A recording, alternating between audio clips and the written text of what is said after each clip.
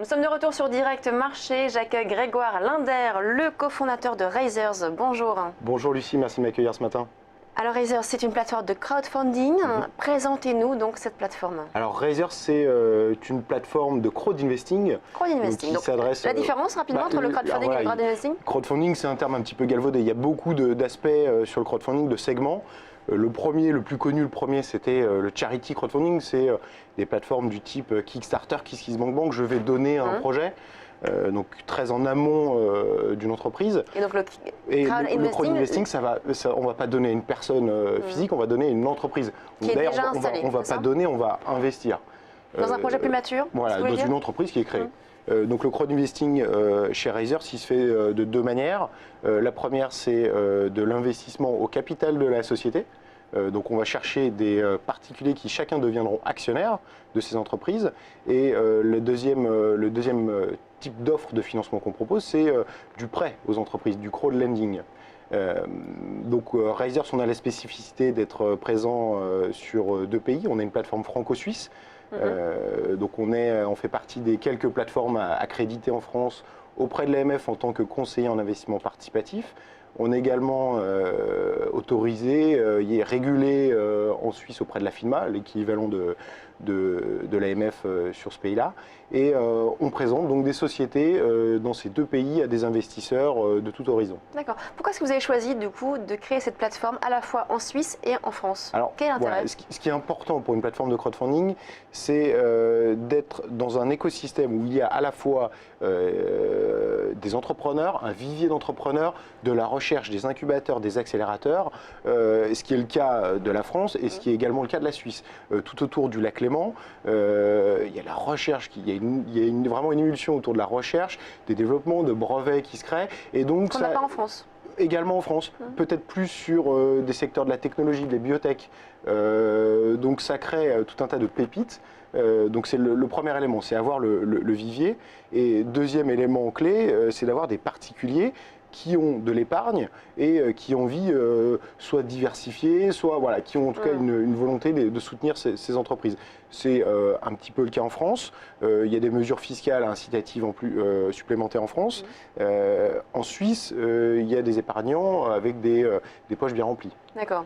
Et les projets que vous avez proposés sont à la fois donc pour les Suisses et les Français au même titre. Il n'y a pas de distinction finalement. Non, on est ouvert. On reçoit des investissements de tout particulier européen. On a à peu près sur nos entreprises françaises 20% d'investissements qui viennent de personnes physiques étrangères. Alors pour l'instant ça se limite à l'Europe, Suisse incluse, mais on a des Belges, on a des Anglais, on a des Allemands qui investissent dans nos entreprises. Quel type d'opération est-ce que vous proposez justement alors vos investisseurs? Alors, la première catégorie, c'est la prise de participation capitale. Ce sont des entreprises qui ont déjà fait la preuve du concept, qui ont des biens et des produits, des services qui sont prêts à être commercialisés, qui font idéalement du chiffre d'affaires et qui ont besoin d'un complément de fonds propres, d'apport en capital pour les aider à se développer. Et on propose d'entrer au capital, alors tout dépend des valorisations, etc. Mais ça peut aller de 5 à 30 ou 40% d'ouverture de capital qu'on propose. Il y a un budget limite par exemple? Est-ce qu'on peut rentrer avec tout montant? Alors notre accréditation nous permet de réaliser des opérations de levée de fonds jusqu'à 1 million d'euros. Et donc ça commence à partir de quel montant? Ça c'est par entreprise. On commence nous notre plateforme à partir de 50 000 euros, 100 000 euros à présenter des dossiers. Ensuite par individu, on va essayer de déterminer, en fonction de la capacité, le profil de l'investisseur, quel est l'investissement qu'il pourra réaliser. Grosso modo, attention, ce sont quand même de l'investissement, il s'agit d'investissement au capital de jeunes sociétés, il y a un risque et on ne veut pas que des personnes investissent la totalité de leur livret A qui les mettrait en danger. En dehors de donc, cette equity crowdfunding, est-ce qu'il y a d'autres modes d'opération? Donc voilà, le deuxième type d'opération, c'est du prêt aux entreprises. Notre véhicule qu'on utilise pour ça, c'est de l'obligation. L'emprunt obligataire, il nous permet d'avoir beaucoup de flexibilité vis-à-vis des entreprises sur les échéances de remboursement, du mensuel, du trimestriel, de l'annuel.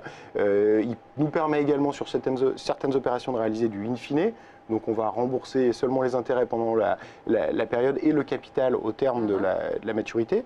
Et à ce moment-là, on s'adresse pour ces opérations de prêt à des entreprises beaucoup plus matures, des entreprises qui ont les capacités de rembourser des échéances d'emprunt.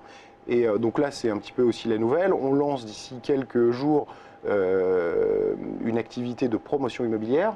Donc c'est financer les promoteurs dans des opérations de construction immobilière. Il n'y a pas de thématique particulière hein, sur votre plateforme. Non, on n'est pas spécialisé sur un secteur spécifique. Ce qui est important pour nous, c'est qu'on veut des entreprises qui parlent aux particuliers. Donc on va préférer tout ce qui est secteur B2C, des biens ou des services qui s'adressent aux particuliers. Pourquoi c'est important? C'est d'une part, les investisseurs particuliers comprennent plus facilement l'entreprise et les enjeux de l'entreprise. Et pour l'entrepreneur, on a un vrai effet bénéfique investisseur-consommateur.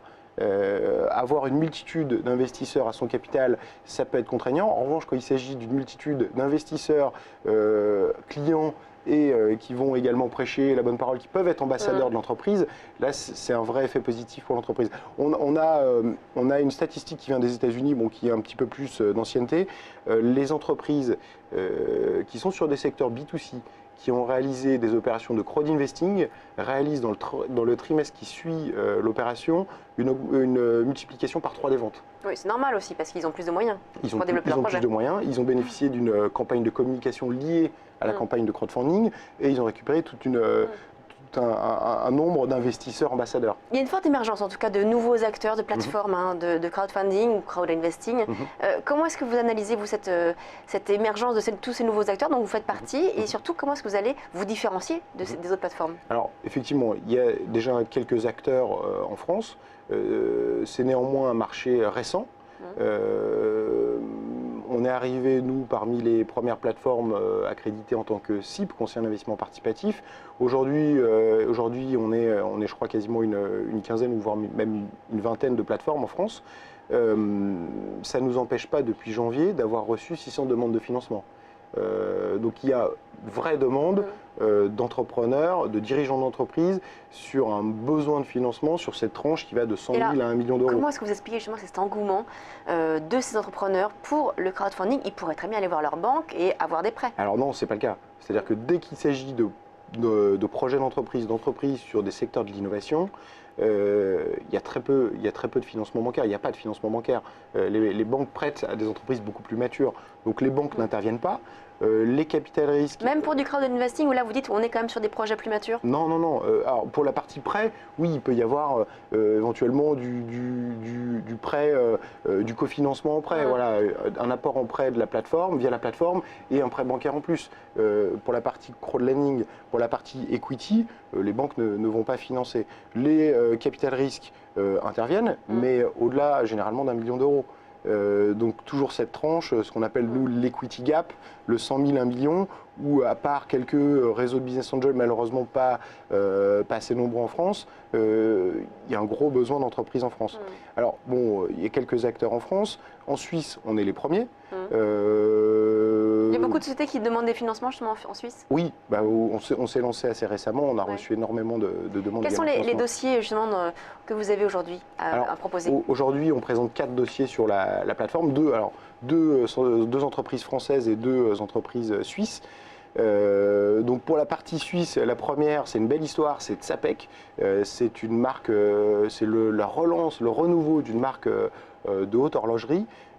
Donc à l'origine, Tsapek, c'était du 19e siècle. C'était un entrepreneur horloger, donc historiquement associé de Patek Philippe, qui a monté sa propre maison d'horlogerie et qui fournissait notamment l'empereur Napoléon III. Il avait une boutique place Vendôme. Bon voilà, c'était une belle histoire au 19e siècle, sauf que cet entrepreneur, à sa mort, n'avait pas d'héritier et la société a fermé. Et donc aujourd'hui, on a 3 entrepreneurs suisses, portés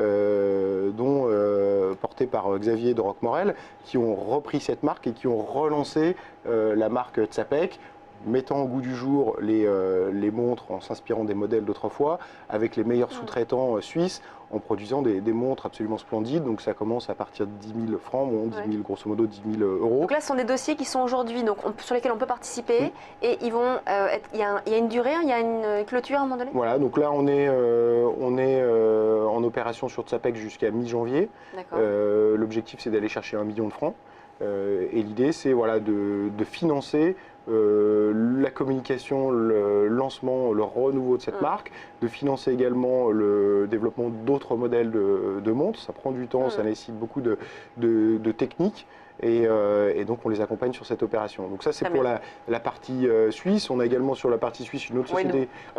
Je recommande d'aller, on n'a plus le temps, désolé Grégoire, je recommande d'aller donc sur le site de la plateforme Razer pour découvrir tous les autres dossiers que vous avez actuellement dans le portefeuille. Merci beaucoup Grégoire Linder, donc cofondateur de Razers.